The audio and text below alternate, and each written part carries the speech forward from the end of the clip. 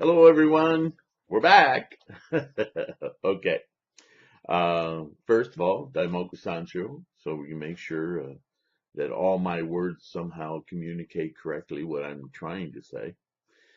Namu Myoho Renge Kyo. Namu Myoho Renge Kyo. Namu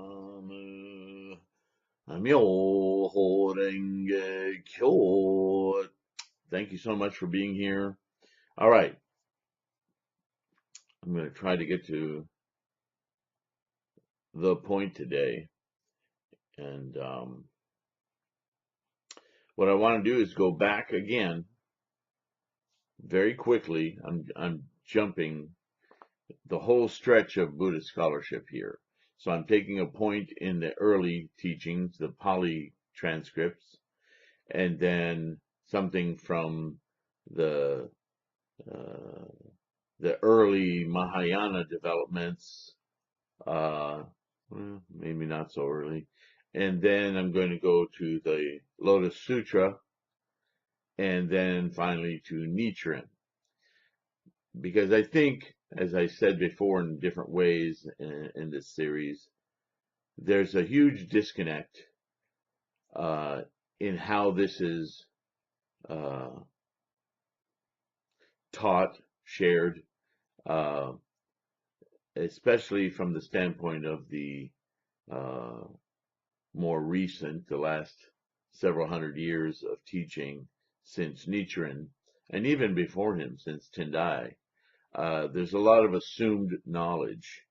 And what I want to demonstrate here is something that I haven't seen anyone else, and that doesn't mean it doesn't exist. I myself haven't found a connective tissue, even in very modern scholarship. And I'll even go beyond Nietzsche, and let's talk about Jacqueline Stone and some current scholars reviewing uh, in their own way, from their own perspective. Uh, and again, see, I have to make adaptation for it. There's a lot of modern scholarship going back to look at how this Lotus Sutra, of all the sutras, of all the scholarship of Buddhism, uh, has been the subject of such a focus and somewhat manipulated through time, as everything is, uh, to the point where it's become like its own Buddhism, its own individual, separated from the rest type of teaching. It isn't. And this is what I'm trying to demonstrate when I did the series on the Lotus Sutra, which I may even add one to, but hopefully those who follow those videos will come to these videos and they'll get even a more complete picture, because I'm going to get into it again. But again, I'm not trying to discuss right now in this series, Mind of Meditation, the Lotus Sutra alone. What's important to me is, yes, the Lotus Sutra, but in the context and in the way that I want to help those who watch this series understand that there's a very consistent thread from the earliest of Shakyamuni's teachings throughout the entire 50-some year history of his teaching life, into and culminating with the Lotus Sutra. Um, and this very subject is something, without talking about the actual meditation, the samadhi portion of it, has been the subject of controversy for hundreds, maybe millennia of years. All right. So I'm going to go back to an early Pali teaching, which is quite literally the fundament of all Hinayana teaching, and even uh, sects or school of later Mahayana, early Mahayana, provisional Mahayana teachings. that's swayed back toward this kind of thinking. This is a central theme of all early Buddhism, and even people who think they're practicing the latest cutting edge Buddhism. Still, any vocabulary you hear, even though they may not even been practicing as their own school of Buddhism or within a school of Buddhism, you will often hear people talk about mindfulness and mindfulness meditation. You'll hear it in yoga classes. You'll hear it in meditation classes, transcendental, every form of meditation, whether they call themselves Buddhist or not, is all based on this Satipatthana Sutra. And the reason I bring it up is I don't want to read this whole thing I printed out, nor do I want to read the whole sutra to you. I think it's enough to show you that there's an overarching thing that happens when human beings have this first inkling of a question, which is, what do I do with this thing I'm traveling in, this need machine, that I constantly have to feed it? I have to protect it from the elements. Why doesn't it just come that way? I have these thoughts that are not coming from this, but that scare the crap out of me. I have these thoughts of other stuff that's a threat to this body. Everything's focused on the body. And what I want to, the reason I bring that up is because there is no religion on earth or philosophical system, nor is even science, chemistry, biology, cosmology, physics, particle physics, theoretical physics, quantum physics. The human obsession seems to be to figure out where to put this body in some place, to locate it.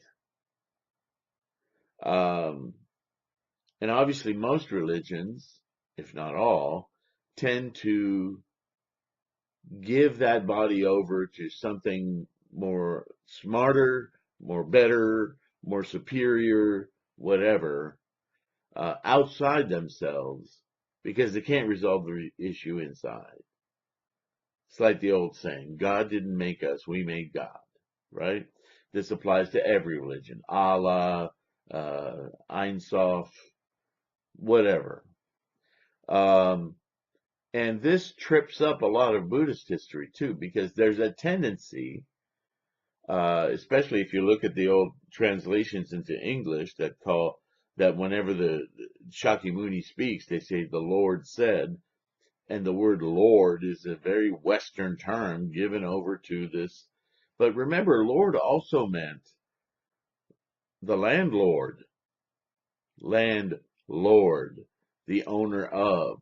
But it still sounds like not in here, not in me, not in this body, because it's such a mess of wants, which isn't at all inaccurate, as Buddhism is the only philosophy, you might want to call it a religion. I resist that definition simply for this reason, that in Buddhism, the truth throughout all of its history is that everything begins and ends in our mind. It is not outside of us. There is not a duality. There is not an outside or inside. This is it. So, when Buddhism begins, it spends a lot of time teaching 2,600-year-old brains that aren't as complex or as developed as ours today. And I'm not qualifying that as better or worse, believe me. It's just that when you read the Satipatthana Sutra, you'll find that it is, remember I talked about minutia? The first Pali thing I read you was very conceptual. It was about feeling equanimous or at peace, or other words that use like very big concepts that you could spend forever just dissecting, right? Well, Buddhism took that on. So you have these series of meditations and a whole thick book of them, all directing you on what else but your thoughts. As you breathe, the breathe in, breathe out. Well, that breathing turns into consciousness of the body. The breath coming in is the breath of your life, prana. That's an old that comes back through Vedic Brahmin scripture. Um, um, I'll just read you one example here because it's just very repetitive. Um, we start with the body and just realizing the observation of the body, first step. Then the next observation is posture, and the next observation is comprehension. When going forward and coming back, he acts with comprehension. When looking forward and looking away, he acts with comprehension. When bending or stretching, he acts with comprehension. When holding his outer robe, upper robe, and bowl, he acts with comprehension. You getting the picture here? There is, though, and I wanted to call out one specific thing: observation of feeling tones. I think they have the 5 aggregates in here. Observation of the state of mind. Again, state of mind has to be in here. This is one of the 5 aggregates, right? Consciousness.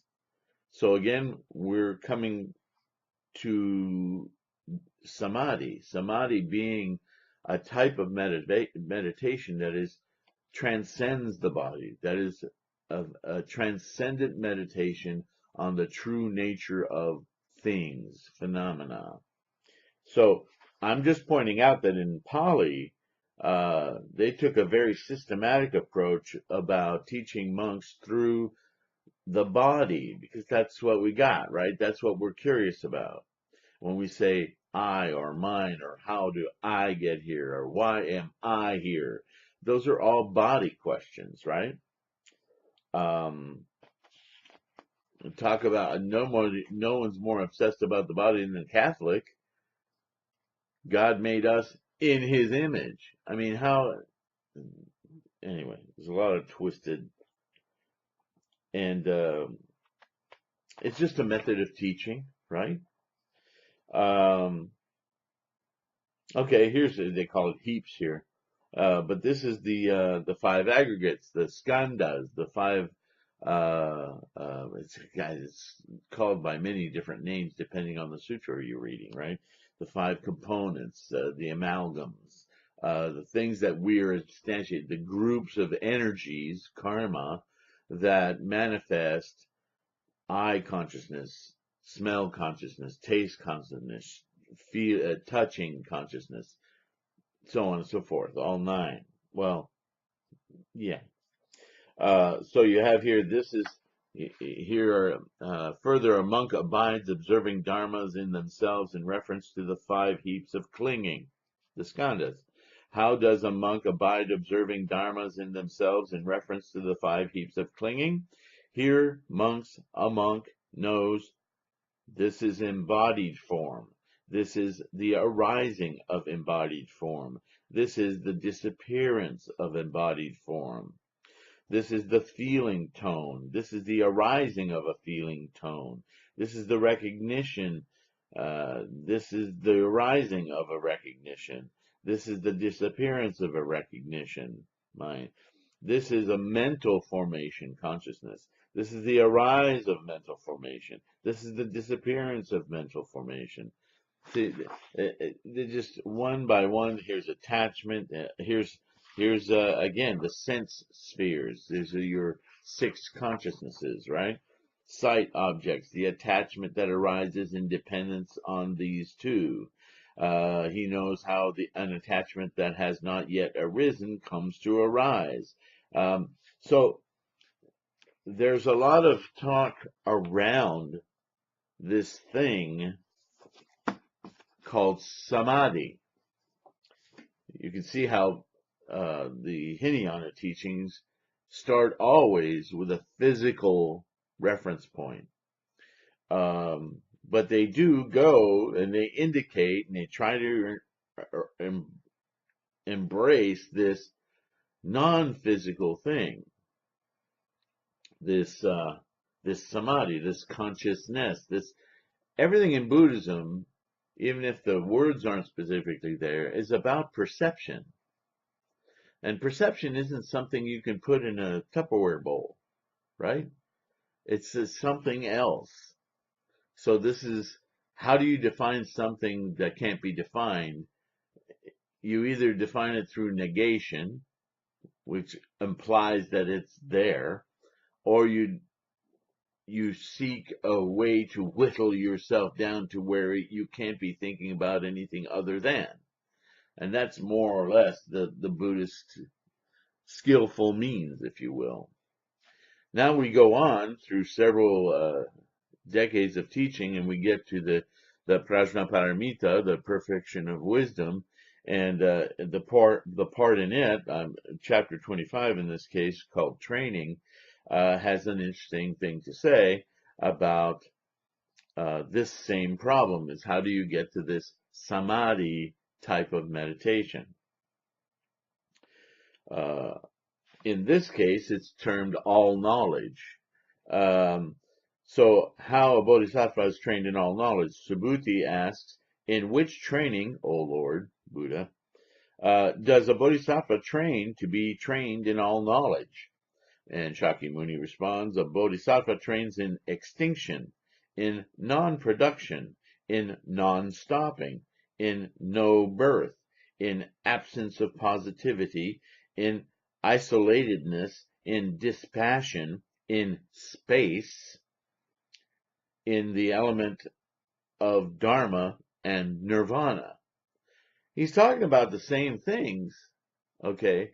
But by the time this teaching's come about, it again builds on this earlier teaching, like I read from the Pali, okay, and the Satipatthana.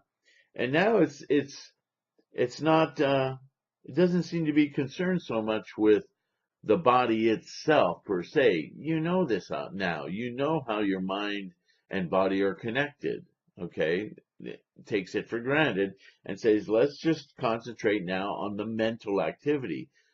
Because now we want to talk about this samadhi much more intimately and assume you understand the rest. So when he says, non-production, non-stopping, extinction, what's he talking about? He's talking about what you already found out in the earlier Mahayana and Hinayana, is that these there's a statement in this Pali, in the Satipatthana, talks about calming or ceasing the formations of the body. What are the formations of the body? It's not like a sci-fi flick where the body is not just our body, but the body. A thought is a body, and everything that we experience in samsara is a body. It's something manifest. So to quell the formation of the body is to get to the root cause of what precipitates bodies. How do you get to that point where you transcend the human mind of distinctions and otherness, duality, and see everything without leaving this samsaric place? I mean, you could just throw the switch, right? And say, okay, I end my mind's delusion with all this stuff by ending my mind. Shut it off, no longer illusions, right? But that's not the goal of Buddhism. The goal of Buddhism is to get away from these attachments that create suffering so that we can live, so that we can be here in whatever this is, the body, hands, whatever, and just see those as extant, but not permanent. Not permanent in the sense that uh, they have their own reality. They have their own realness.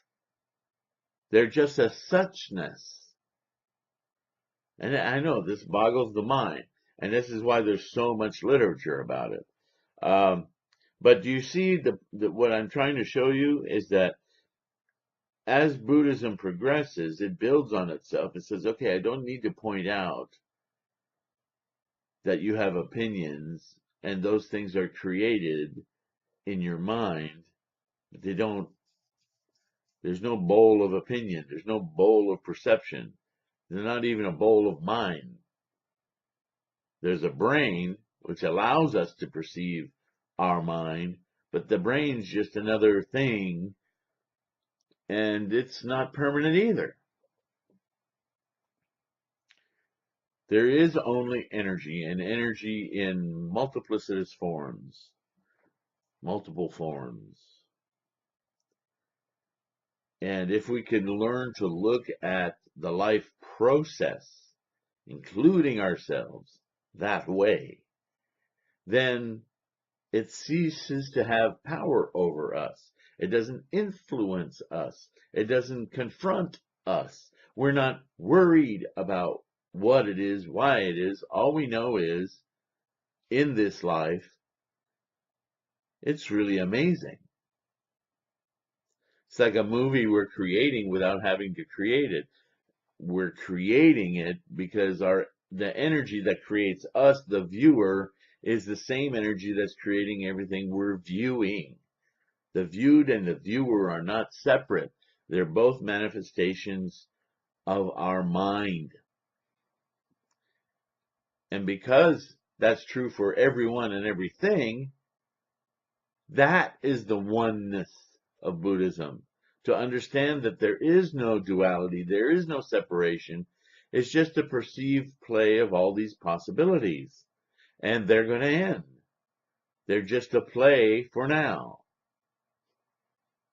So samadhi is about perceiving that. So this is what all these words are about, pointing to. Look, look, look, look. Okay, now you look, you see. Now look, who's looking? And that's why you hear that statement sounds ridiculous, and you'll hear people like um, who just said it recently on television, on a video. I love this guy. He's a great actor. You all know him from The Mask and the Pet Detective. Oh gosh, why can't I think of his name? Canadian Jim. Anyway, you know who I'm talking about. He's come out in a few videos showing not only that he's a painter, a large scale painter artist, but he's also practicing Buddhism. I'm not sure what sect. I think it may be transcendental, but I'm not sure.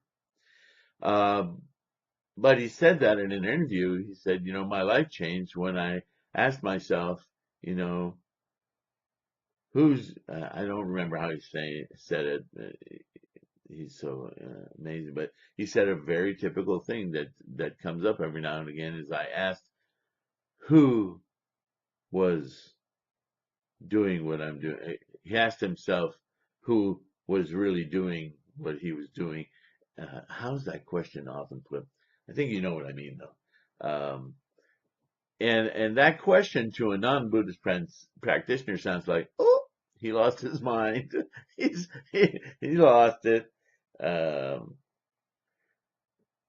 but this is what it's about. It's realizing that we're a construct of energy wanting to manifest, otherwise known as craving. Craving what? Craving to simply be, to instantiate. And so it continues until we calm the formations of the bodies. When we calm the monkeys, when we calm the formations, we calm the cravings, Sometimes you'll hear that term cessation, okay? Cessation of those energies to continue to want to instantiate so that we can just observe without this tremendous um, inertia to continue. Now, cessation sounds a lot like extinction, doesn't it? Non-production, calming the formations. Non-stopping, if you don't produce, you don't stop. There's no need. Extinction. No birth. There's no birth in the sense that moment to moment, we don't have to recreate what we've just experienced. We don't need to crave constantly to be. When we, moment to moment, are born of all these energies, and then those energies die down, and in another moment we're born again and die down. That's rebirth. When we're born of these energies and then die out, we just want them to die out and let the energies that exist slowly fade. In essence, that's what we're doing anyway. You probably already said that before I did, right? Well, guess what? What you just thought is what gets us to the Lotus Sutra. Because the Lotus Sutra, and this is by far the most important message in the Lotus Sutra, and it's revealed, although cryptically, in the 16th chapter, or if you have an earlier version, like the one I read from for the Lotus Sutra, the H. Kern from the late 1800s. This was before the 12th chapter was folded into the Lotus Sutra, the 15th chapter in that particular 27 chapter version. Whatever its number, it is the lifespan of the Tathagata.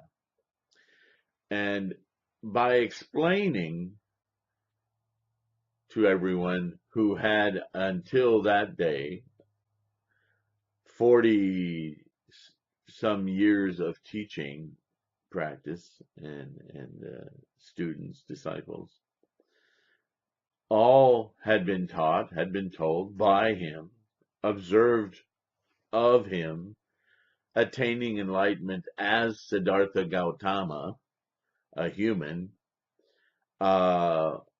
becoming a Buddha mind, basically a bodhisattva of full enlightenment to the Buddha way, Buddha mind.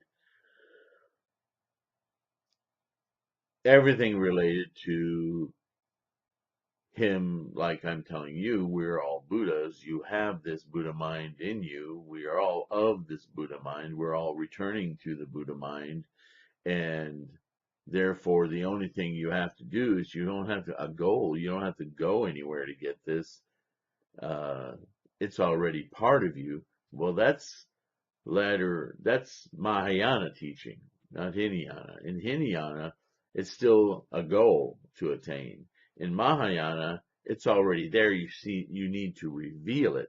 Well, why is Mahayana different than Hinayana?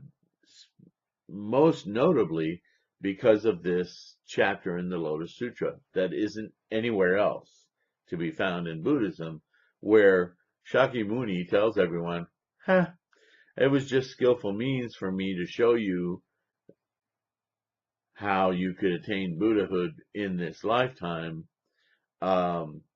which is true for all of you, but it's not a goal for you to go and reach for outside of yourself. Once again, no duality.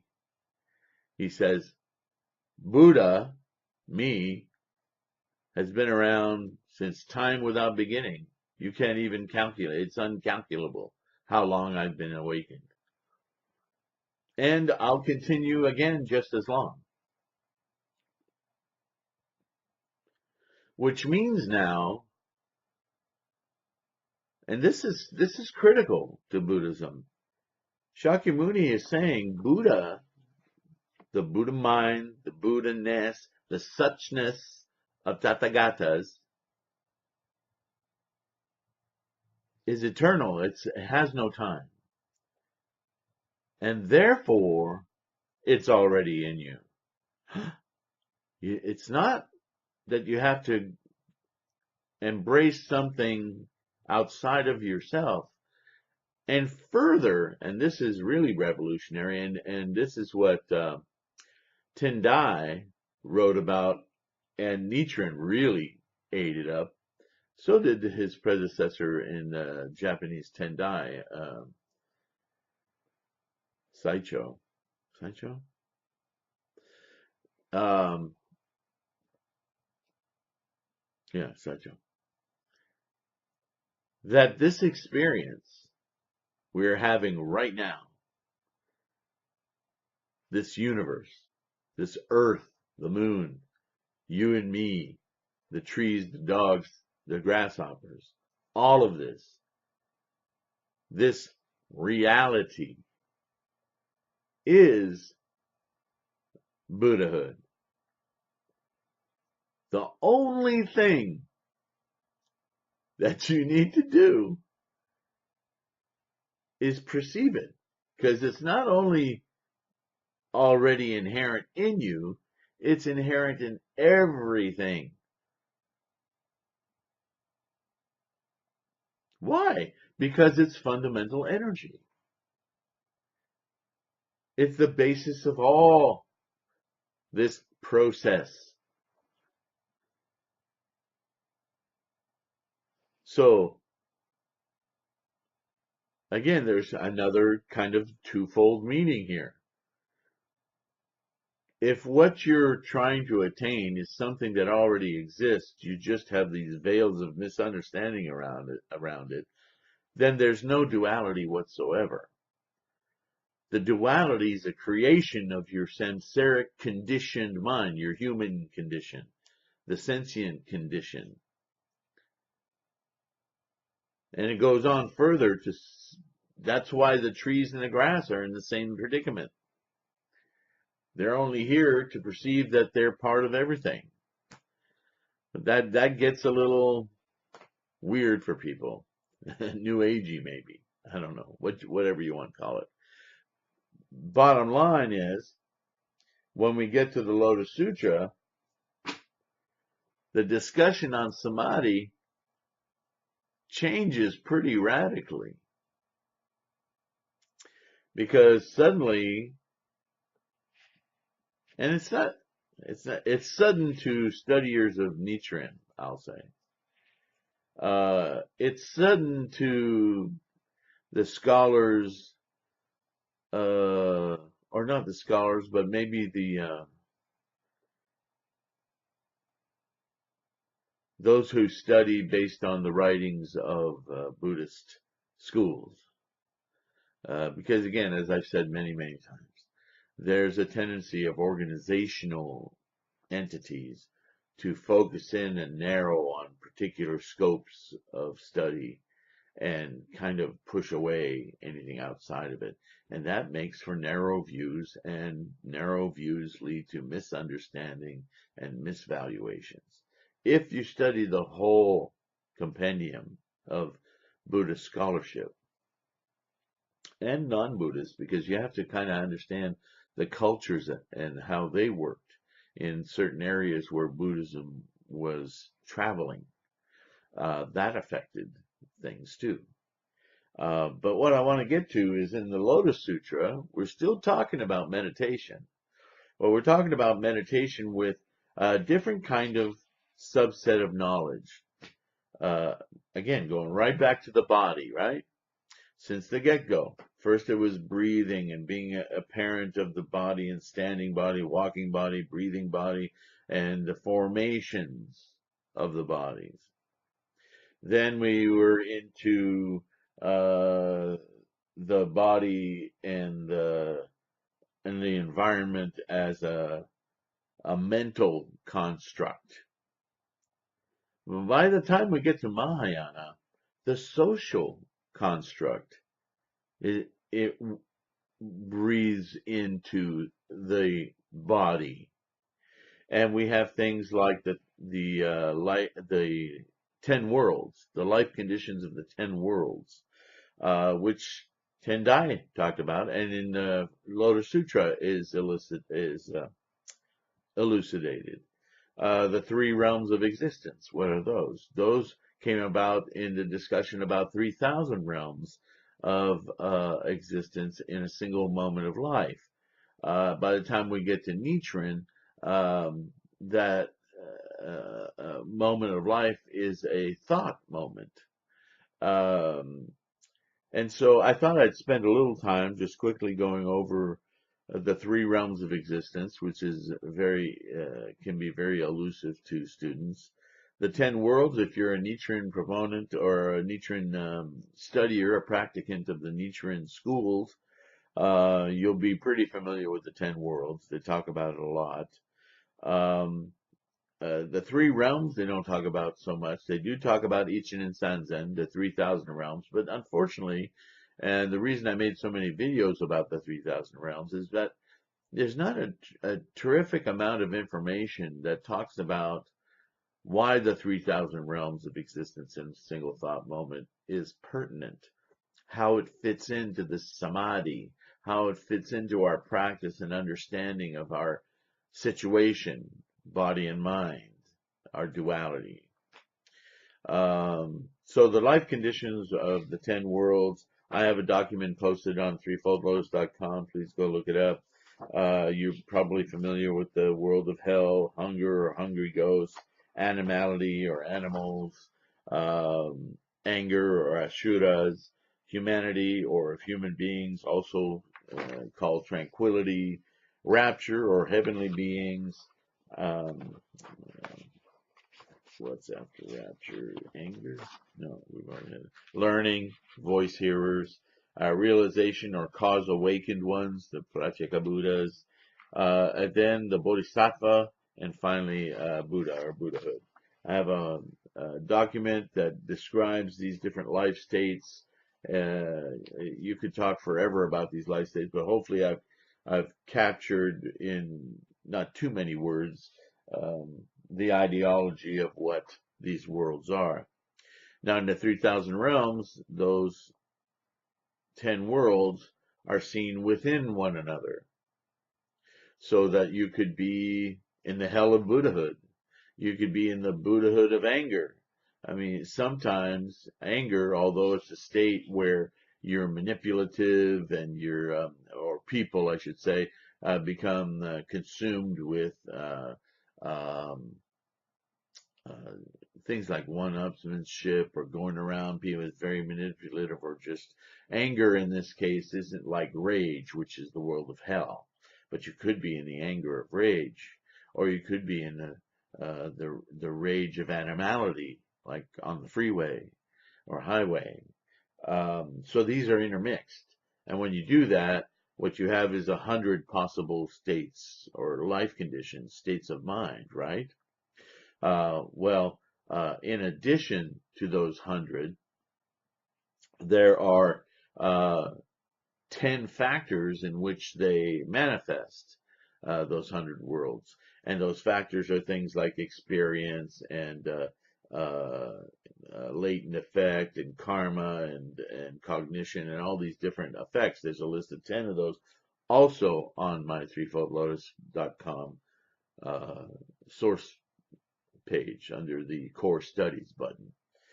And that gets you 1,000 different ways. Now you can start to see where all the different expressions of emotions that we humans have, they're being defined in Buddhism.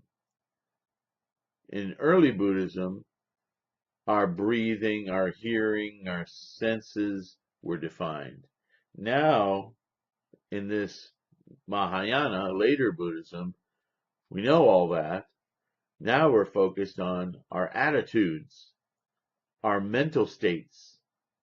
We're getting more into, okay, we got to the mental states, now let's explore what's going on there in your mind, The body's just going to follow. We don't even care about that right now. You learned about that. You know that. Let's just talk about how your head's working. And the three realms of existence, which take you to 3 times 1,000, 3,000 realms in a single moment of life. Well, the three realms of existence have a lot going on in them too. So I wanted to explore that a little bit with you.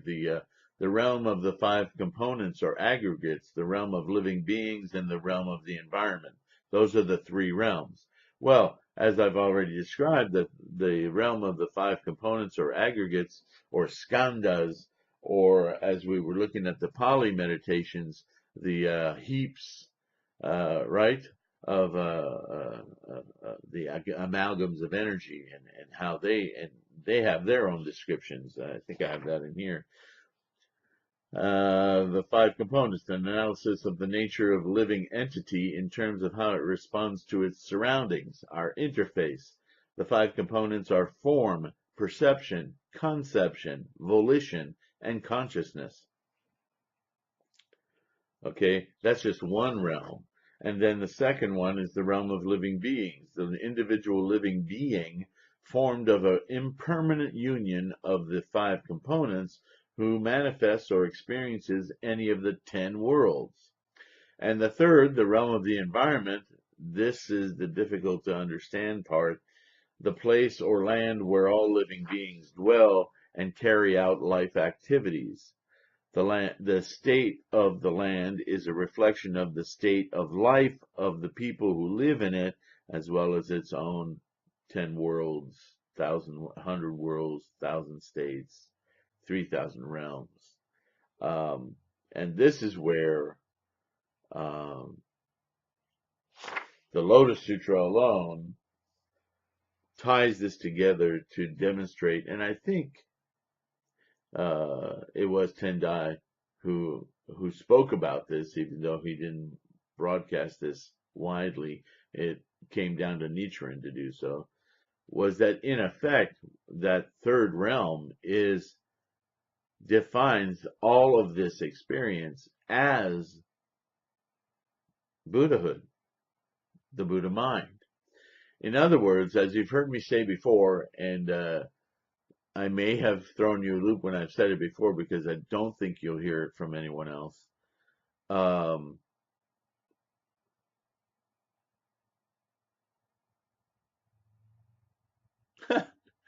Just lost my point. Um, that's annoying. The Buddhahood, where we live and breathe. Um, that Buddhahood is a state of mind, nonetheless, and mind is something that only occurs in this samsaric reality. The energy that creates that Buddha mind, like everything else, as Buddha stated, is without beginning and without end. So there's another distinction. Remember I talked about 2 minds, the samsaric mind and the Buddha mind? Well, the Buddha mind is a convention of teaching we living beings how to disconnect ourselves or detach ourselves from the cravings that bring us suffering. All of that happens in the samsaric life. Buddhism is a philosophy, a methodology to distinguish our lives while here and alive away from the cravings that create suffering in our lives. But it's not outside of our lives. It's still in samsara. So the Buddha mind, the Buddha nature, the Buddha hood is our hood. It's the hood of samsara. It's in this condition. The Buddha mind outside of this condition is simply Buddha, energy, all potential, no instantiation, no materialization, no phenomena, namuna. Namuna is Buddha. Phenomena is Buddha mind with this samsaric human condition humped on top of it, heaps. Now, I don't think you're going to find that anywhere else, but that's what the Lotus Sutra describes, and that's what Nichiren is vehemently trying to teach. And what he's saying, and if you look in the Gosho and read um,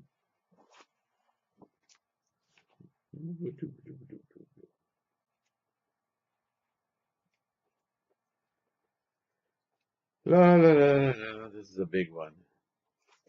The object of devotion for observing the mind, established in the fifth 500-year period after the thus come one's passing.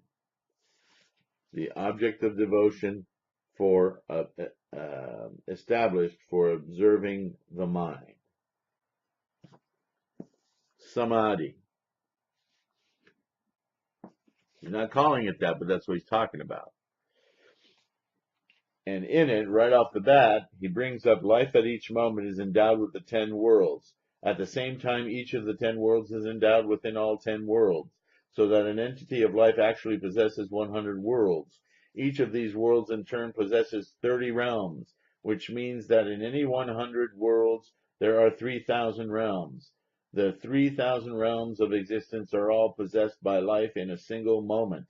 If there is no life, that is the end of the matter. But if there is the slightest bit of life, it contains all the 3,000 realms. This is what we mean when we speak of the region of the unfathomable. Boom. If there is no life, that's the end of the matter. Why?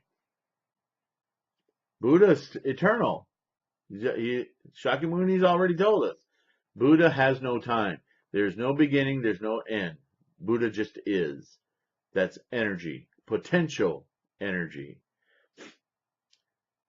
The roiling of possibilities in potential, whether it instantiates a little kinetic energy and then falls back, rises and falls, or rises just in time to attract some other rising of energy, and they combine and continue to rise and then go away. The chance of enough energies collecting together to then manifest energies in everything that we experience in a universe, a Big Bang, if you will, that is specifically of the energies that can precipitate a life that perceives itself like us. It's a very infinitesimal thing, but there may be uncalculable universes going on. Until that happens, the 3,000 realms in a single moment of life doesn't exist. So the 3,000 realms, you could say, in a single moment of life, describes samsara in its entirety. And it has, of course, the same energy that is Buddha. Because at play in our lives here and now is potential. We talk about it all the time. Oh, that kid has the potential to be a great piano player. Oh, that one. Oh, you have the potential to go far. You know, we're always talking about potential. What are we talking about? We're talking about application of energy. Give this energy enough force to give it the kinetic energy it needs in order to manifest something. We talk Buddhism every day. This is what the Lotus Sutra, this is specifically what Nichiren's talking about. He's taking the mantle from Chi, from Tendai, and he's nailing it down. And he's saying, now this is the time for people to understand what you were trying to say. And he goes even further, exploring Tendai's words to say, look, it's the title itself contains all of that information. I highlighted a couple of passages in here. I might as well read them to you. So this is great conversation for most of this uh, Gosho is all about the 3,000 realms. And it's a question answer format. And so he talks about a lot of other books. And like I've told you before, use these clues to go and read those other documents to, to get what's going on.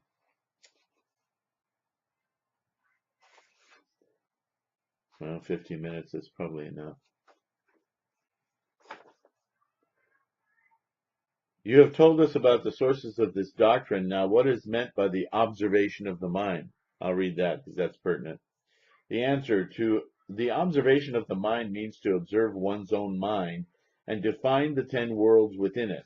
This is what is called observing the mind. For example, though we can see the 6 sense organs of other people, we cannot see our own. Only when we look into a clear mirror do we see for the first time that we are endowed with all 6 sense organs. Similarly, various sutras make reference here and there to the 6 paths and the 4 noble worlds that constitute the 10 worlds, but only in the clear mirror of the Lotus Sutra and of the great teacher Tendai's great concentration and insight can one see one's own 10 worlds, 100 worlds, and 1,000 factors, and 3,000 realms in a single moment of life. Again, over and over again. This is the great concept of the lifespan of the Tathagata chapter. And this is the main reason the Lotus Sutra arrived at and maintains its singular note within all of the teaching of Buddhism. But don't forget that that singular note is built on top of Buddhism. It's not separate. It represents all of it. It's just now that you get this, now's the time to understand this. Okay? And with that, I'm going to, I think that was long enough. I sure appreciate your listening in and participating. I've got more to say. Bet you didn't guess that. And I will be back with more. Thank you so much. And we'll close with Sancho. Nam Myoho Renge Kyo. Nam Myoho Renge Kyo. Nam Myoho Renge Kyo. Thank you very much.